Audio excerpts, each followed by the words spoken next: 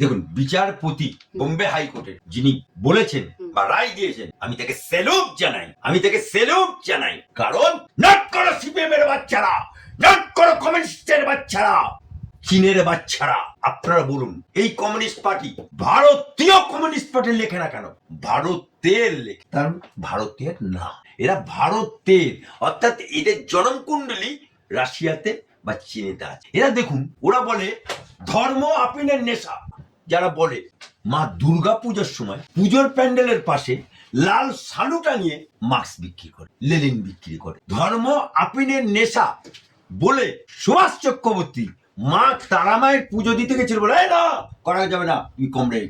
রেজ্জাক মোল্লা মন্ত্রী হজে যাবে, হজে যেতে গেল, বলে না তুমি হয়ে যাবে না।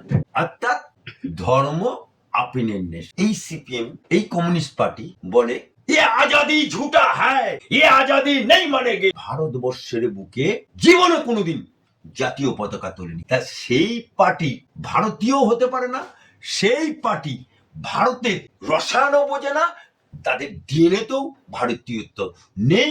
তাই যে জজ সাহেব দিয়েছে বিচারককে ভারতবর্ষের একজন উকিল হিসাবে, মহামান্য হাইকোর্টে, ক্যালকাটা হাইকোর্টের উকিল হিসাবে তাকে স্যালুট জানাচ্ছি, যে যেমন লাতখোর পার্টি তেমন লাত মেরেছে।